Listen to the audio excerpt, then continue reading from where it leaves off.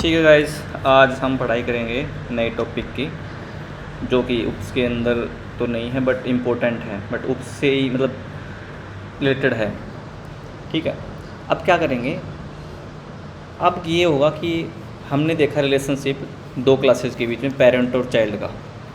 ठीक है, ठीक है, तो वो रिलेशनशिप था इज ए रिलेशन टाइप का, मतलब राम इज ए पर्सन। ठीक है, राम इज ए डॉक्टर। तो यहाँ पे रिलेशनशिप हो रही पेरेंट और चाइल्ड की, इज ए आ रहा दोनों के बीच में। ठीक है, अब देख, ज़रूरी नहीं है कि रिलेशनशिप सारी रिलेशनशिप पेरेंट और चाइल्ड की हो, है ना। अब जैसे मेरे पेरेंट के साथ में रिलेशनशिप है, वो एक उस टाइप की रिलेशनशिप होगी, या मेरी एक पर्सन के साथ में एज ए रिलेशनशिप है, वो भी चाइल्ड और पेरेंट की होगी। ठीक है, अब मेरी और मेरे फ़ोन के साथ जो रिलेशनशिप है, या मेरी इस डेस्क के साथ, या मेरे पेन के साथ, वो भी एक रिलेशनशिप होगी। पेन भी एक ऑब्जेक्ट है और मैं भी एक ऑब्जेक्ट हूँ। ठीक है, यहाँ पे भी एक रिलेशनशिप दोनों के बीच में होगी, यानी कोई चीज़ मेरी है उसकी रिलेशनशिप होगी। समझ रहे हो। या फिर ये बात करें कि लैपटॉप की स्क्रीन के साथ में, कार की इंजन के साथ में। ठीक है, ये क्या है, रिलेशनशिप है इनके बीच में, बट चाइल्ड और पेरेंट की रिलेशनशिप नहीं है अगर तुम देखोगे तो।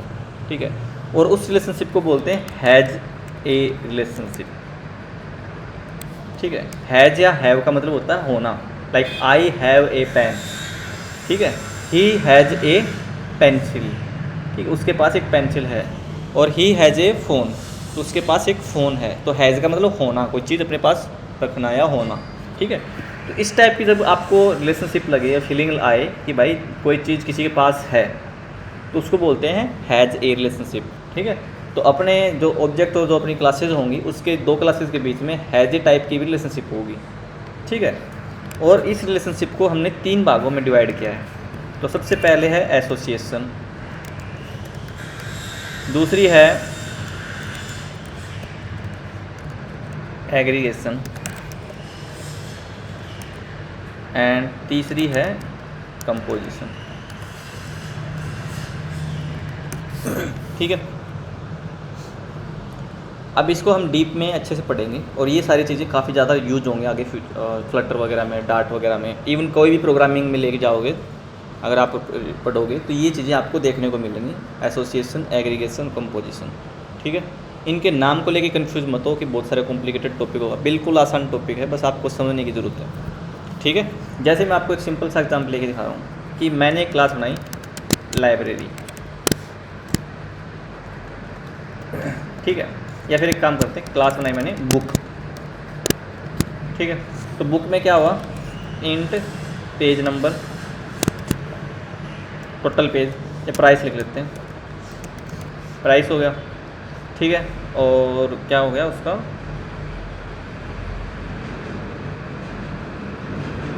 प्राइस हो गया, उसके total page, in total page. ठीक है, और ठीक है, इतना ये कर लेते हैं अभी तो, या बुक का नाम, एक स्ट्रिंग बुक का नाम, ये तो होगी इसकी इन्फॉर्मेशन बुक की। ठीक है, तो मैं इसको डायरेक्टली नहीं करके मैं इसको रिक्वायर्ड करके कर रहा हूँ, इनको required this dot price, this dot name, and उसका हो गया टोटल पेज। ठीक है, तो ये हो गया उस बुक की प्रॉपर्टी। ठीक है, चलो मैं इसको थोड़ा रिमूव कर देता हूँ, एक ज़्यादा नहीं रखेंगे, सिंप्लिसिटी के लिए हम कम ही रखेंगे इसको। तो प्राइस और टोटल पेज को मैं रिमूव कर देता हूँ। ठीक है, 2 ही प्रॉपर्टी है फिलहाल अपने पास।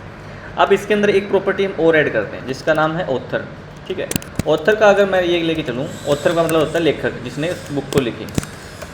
तो मैं चाहता हूँ उस लेखक के बारे में सारी इन्फॉर्मेशन हो, उसका ऑथर का नाम, ऑथर की एज। ठीक है, और ऑथर का कहाँ से बिलोंग करता है, ऑथर की कंट्री। तो क्या कर सकते हैं, ऑथर का नेम, उसकी कंट्री, ऑथर कंट्री नेम। ठीक है, और उसकी एज। ठीक है, समझ रहे हो। अब देखो, ये जो चीज़ है, जो 3 चीज़ आई, ऑथर, एज, और भी प्रॉपर्टी हो सकती है ऑथर के बारे में। ठीक है, उसके लेखक के बारे में। अब देखो, ये सारी चीज़ें हैं ना, प्राइस, नेम, ऑथर, ये वाली, ये बुक से रिलेटेड हैं, और ये जो 3 चीज़ और डाली मैंने, वो किससे हैं, ऑथर से रिलेटेड। तो ऑथर से रिलेटेड कोई भी चीज़ है तो हम ऑथर नाम की एक अलग से क्लास बना देंगे। अगर कोई आपको लग रहा है प्रॉपर्टी अलग अलग चीज़ों से बन रही है, मतलब ये बुक से रिलेट कर रही है और ये डिफरेंटली टोटल सारी ऑथर से रिलेटेड है, तो हम क्या करेंगे, एक इसकी अलग क्लास बना देंगे। कैसे, ये देखो मैंने क्या की, क्लास बना दी मैंने, क्लास ऑथर, और वो प्रॉपर्टी मैंने सारी डिफरेंट क्लास में रख दी। ध्यान रखना इसके बीच में कोई रिलेशनशिप है नहीं भी, ठीक है। तो मैं चलो इसका कंस्ट्रक्टर भी बना देता हूँ।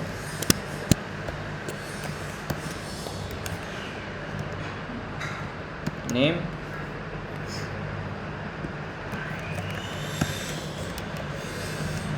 एज और होगा और कंट्री, ठीक है। क्लियर ये चीज़। तो पहले जो इन्फॉर्मेशन थी उत्तर की वो बुक से रिलेटेड थी। जब मैं बुक को प्रिंट कराऊँ तो सारी इन्फॉर्मेशन जब प्रिंट हो जानी चाहिए थी। लेट्स सपोज मैंने किया यहाँ पे इस फंक्शन का नाम दिया प्रिंट इन्फो, ठीक है। तो मैंने प्रिंट करवाया बुक प्राइस, तो बुक प्राइस लिख के और मैंने यहाँ पे प्राइस की वैल्यू प्रिंट करवा दी, ठीक है। उसके बाद मैंने प्रिंट करवाया और बुक का नेम, ठीक है। इसको छोटे से नेम,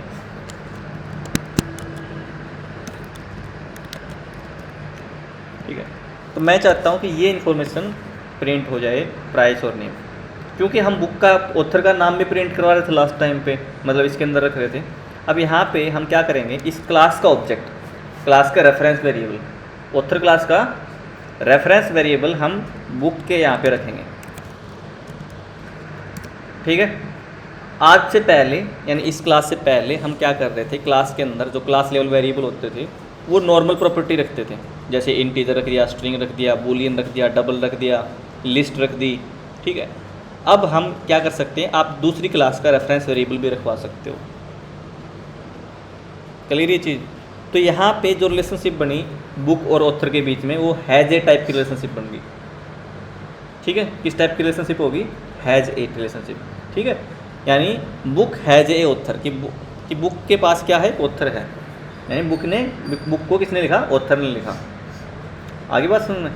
तो आप इसको वैल्यू कैसे डलवाओगे, जैसे नॉर्मल ये वैल्यू डलवा रहे हो, इसको ही आप इसी तरह वैल्यू डलवाओगे, ठीक है। यानी बुक का जब ऑब्जेक्ट बनाएंगे तो नीचे से प्राइस, नेम और ऑथर को भी पास करवा देंगे, ठीक है। तो चलो देखते हैं। पहले क्या करेंगे, ये रेफरेंस वेरिएबल रख दिया यहाँ पे मैंने, इसके अंदर क्या आएगा, ऑथर क्लास का ऑब्जेक्ट आएगा, ठीक है, नीचे से। ओके, अब क्या करेंगे, हम प्रिंट करवा देंगे। कैसे, अब मैंने क्या करवाया, यहाँ पे देखिए ऑथर का जो प्रॉपर्टी, ऑथर का नेम करवा दिया प्रिंट। उसके बाद ऑथर की कंट्री नेम या एज, ये देखो ऑथर की एज होगी, और यहाँ पे कंट्री नेम, ठीक है। आगे बात सुनना, यानी प्रिंट इन्फो करूँ तो बुक नेम और ये तो यहाँ से उठा ले, और दूसरी चीज़ें हैं ऑथर से रिलेटेड वो ऑथर से डायरेक्टली क्या करवा दिया मैंने। देखो हम रेफरेंस वेरिएबल से करवा सकते हैं ना, अगर रेफरेंस वेरिएबल के अंदर क्या हो, ऑब्जेक्ट हो तो, ठीक है। क्योंकि नल टाइप का नहीं है तो प्रॉपर इसके अंदर ऑब्जेक्ट आएगा ही आएगा, क्योंकि हमने रिक्वायर्ड करके लिखा है इसमें, ठीक है। तो ऑथर से उसका नाम, ऑथर से उसकी एज और ऑथर से उसके कंट्री नेम, क्योंकि रेफरेंस वेरिएबल से हम बार वैसे ही वर्ड मेन के अंदर करते थे क्लास से, तो वैसे ही काम हम यहाँ पे कर रहे हैं, ठीक है। अब देखो मैं कैसे इसको बनाता हूँ। मैंने फंक्शन बनाया वर्ड मेन, और उसमें क्या किया, बुक का ऑब्जेक्ट क्रिएट किया, ठीक है। बुक का रेफरेंस वेरिएबल क्रिएट किया, और यहाँ पे मैंने किया बुक का ऑब्जेक्ट क्रिएट। पहले प्राइस, तो प्राइस मैंने लिख दिया 1000, नाम लिख दिया मैंने राम, 1000 वो इंटीजर टाइप का है, ठीक है। और यहाँ पे क्या कर रहा है, ये बोल रहा है कि ऑथर का ऑब्जेक्ट आएगा, ठीक है। तो ऑथर का ऑब्जेक्ट हम कैसे क्रिएट करते थे कि ऑथर का रेफरेंस वेरिएबल बनाएंगे, ठीक है। और ये देखो रेफरेंस वेरिएबल बनाया मैंने, ऑथर का नाम डाला मैंने रवि, एज डाल दी मैंने 28, और कंट्री मान लो इंडिया है, ठीक है। और ये रेफरेंस वेरिएबल यहाँ पे पास करवा दिया तो ये ऑब्जेक्ट आया इसके अंदर, इस रेफरेंस वेरिएबल में, और ये रेफरेंस वेरिएबल इसमें रखवा दिया, तो ऊपर वाले रेफरेंस वेरिएबल में चला जाएगा। या फिर आप ये भी कर सकते हो कि पूरा पूरा जो ऑब्जेक्ट है वो रेफरेंस वेरिएबल की बजाय आप डायरेक्टली इसके अंदर साइन करवा सकते हो। ठीक है, ये देखो मैं यहाँ पे कॉमा लगा देता हूँ कि थोड़ा सॉर्टेड हो जाए। ठीक है, तो मैंने डायरेक्टली क्या किया, इसको रेफरेंस वेरिएबल तो ऊपर है पहले से, तो मैंने ऑब्जेक्ट क्या किया, डायरेक्टली क्रिएट किया मैंने और इसमें पास करवा दिया। ठीक है, आगे बात समझ में। तो जब बुक का ऑब्जेक्ट क्रिएट हुआ तो कंस्ट्रक्टर में देखो प्राइस राम और ये ऑथर, तो ये यहाँ पे आया, प्राइस ऊपर रख दिया इसने क्योंकि ये लोकल था यहाँ तक। ये जो वेरिएबल हैं ये तो लोकल है एक तरह से बोल सकते हो आप, क्योंकि पैरामीटर में है। दिस लगा के हमने क्या कर दिया, क्लास लेवल पर रखवा दिया, और फिर दिस डॉट नेम करके क्या करवा दिया, क्लास लेवल पे रखवा दिया। और ऑथर का जो ऑब्जेक्ट आया था उसको भी हमने क्लास लेवल वेरिएबल पे, जो कि रेफरेंस वेरिएबल है ऑथर क्लास का, वहाँ पे रखवा दिया। ठीक है, अब मैं इसी ऑब्जेक्ट पे, जब मैं इसी ऑब्जेक्ट पे फंक्शन कॉल करूँगा प्रिंट इन्फो करके, तो ये फंक्शन कॉल होगा। और जो नेम हमने असाइन करवाया अभी इसी ऑब्जेक्ट पे असाइन करवाया था ना, तो उसी ऑब्जेक्ट की इन्फॉर्मेशन, उसका नेम, उसका प्राइस, ऑथर का नेम, ऑथर की एज और ऑथर की कंट्री, ये तीनों की तीनों चीज़ प्रिंट हो जाएंगी। ये देखना,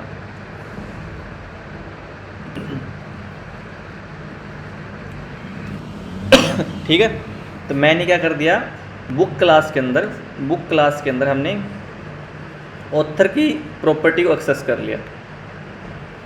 ठीक है, तो यहाँ पे भी रिलेशनशिप है तभी एक्सेस कर पाए हम, नहीं तो नहीं कर पाते। तो रिलेशनशिप की वजह से हमने ये एक चीज़ एक्सेस कर ली, इसको बोलते हैं हैज ए रिलेशनशिप। ठीक है, ओके।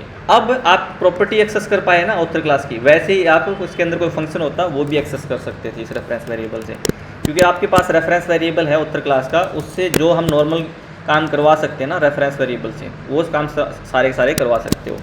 जैसे मैंने कहा ऑथर शो। ठीक है, तो अब क्या करूँगा मैं, यहीं पे प्रिंट इन्फो के अंदर से ही अगर मैं कॉल करना चाहूँ तो ऑथर के ऊपर मैंने फंक्शन कॉल कर दिया शो। ये देखो, क्लियर ये चीज़। इवन इसके अंदर खुद का भी कोई फंक्शन होता है ना, मान लो ये एसोसिएशन से रिलेटेड चीज़ नहीं, मैं वैसे बता देता हूँ। जैसे बुक से रिलेटेड एक बुक क्लास के अंदर मैंने एक डिस्प्ले फंक्शन बनाया। ठीक है, तो मैं लिख देता हूँ बुक डिस्प्ले। ठीक है, अब क्या करेंगे, मैं इस फंक्शन को डायरेक्टली कॉल करवा सकता हूँ क्योंकि मेरी क्लास का फंक्शन है। आप इसको मेन फंक्शन से भी कॉल करवा सकते हो, बुक के ऊपर बुक डॉट डिस्प्ले करके। ठीक है, और कोई क्लास अपने फंक्शन से अपने फंक्शन दूसरे फंक्शन को भी कॉल करवा सकती है। ठीक है, मतलब एक दूसरे फंक्शन को डायरेक्टली कॉल करवा सकते हैं बिना किसी वेरिएबल के, बिना किसी क्लास या ऑब्जेक्ट की सहायता से। ये चीज़ क्लियर होगी। ये चीज़ वैसे तो कंपोजिशन या इनका हिस्सा नहीं है रिलेशनशिप टाइप का, ये हैज रिलेशनशिप का मैंने बताया नहीं था लास्ट क्लासेज में, तो इसलिए बता देता हूँ कि नॉर्मल फंक्शन आपस में एक दूसरे फंक्शन को कॉल करवा सकते हैं डायरेक्टली। ठीक है, तो मैं भी इसको रिमूव कर देता हूँ। ओके, अब मैं क्या करता हूँ, ये जो तीनों के तीनों इन्फॉर्मेशन है वो इसकी बजाय मैं क्या कर देता हूँ, ऑथर के शो में डाल देता हूँ। ठीक है, और ऑथर का शो डायरेक्टली एक्सेस कर सकता है अपनी प्रॉपर्टी को, तो मेरे को यहाँ पे ऑथर के रेफरेंस वेरिएबल की ज़रूरत नहीं है। ये देखो, एक बार फिर से बता देता हूँ। बुक का ऑब्जेक्ट क्रिएट किया मैंने, बुक के ऑब्जेक्ट में मैंने वैल्यू पास की 100, स्ट्रिंग वैल्यू पास की राम, और ऑथर को चाहिए एक ऑब्जेक्ट, तो मैंने ऑब्जेक्ट बनाया ऑथर क्लास का और मैंने वैल्यू पास करवा दी ऑथर क्लास में जो चाहिए थी, ऑथर का नेम, ऑथर की एज और ऑथर की कंट्री। तो ये चीज़ें जाएंगी यहाँ से और ऊपर क्लास लेवल पे सेट हो जाएंगी। ठीक है, अब मैंने क्या किया, बुक के ऊपर मैंने प्रिंट इन्फो कॉल करवाया। ठीक है, प्रिंट इन्फो कॉल हुआ तो ये देखो नेम प्रिंट कर दिया और प्राइस प्रिंट कर दिया, और जो अपने पास रेफरेंस वेरिएबल था उसके ऊपर मैंने शो फंक्शन कॉल करवा दिया। शो कॉल होगा तो ऑथर नेम, ऑथर एज और ऑथर की कंट्री हमें मिल जाएंगी। ये चीज़ें कहाँ से मिली मेरे को, ऑथर नेम, एज और कंट्री। ये देखो इसने इस ऑब्जेक्ट को बनाते टाइम मैंने ये सारी चीज़ें पास की थी और इसका रेफरेंस वेरिएबल ये रहा। ठीक है, और इसी के ऊपर मैंने शो फंक्शन कॉल करवाया तो मेरे को वो सारी चीज़ें मिल जाएंगी। ठीक है, ऐसे आप दूसरा ऑब्जेक्ट क्रिएट करना चाहो दूसरा भी कर सकते हो। कैसे, ये देखो मैंने बुक बनाया, बुक टू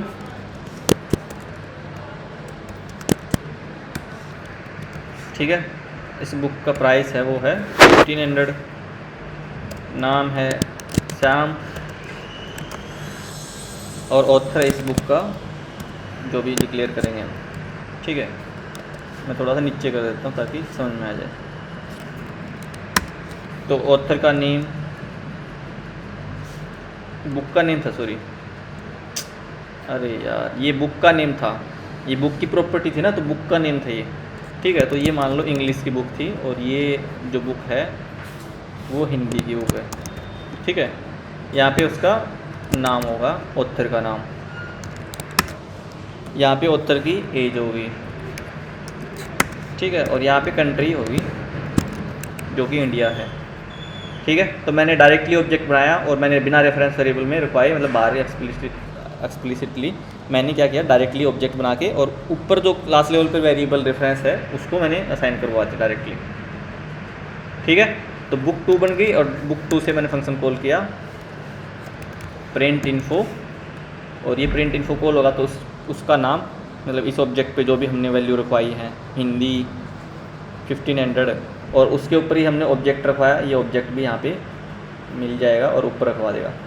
और यहाँ पे क्या किया, 100 फंक्शन कॉल कर देगा ये, तो ऑथर नेम और ये सारी चीज़ें प्रिंट कर देगा।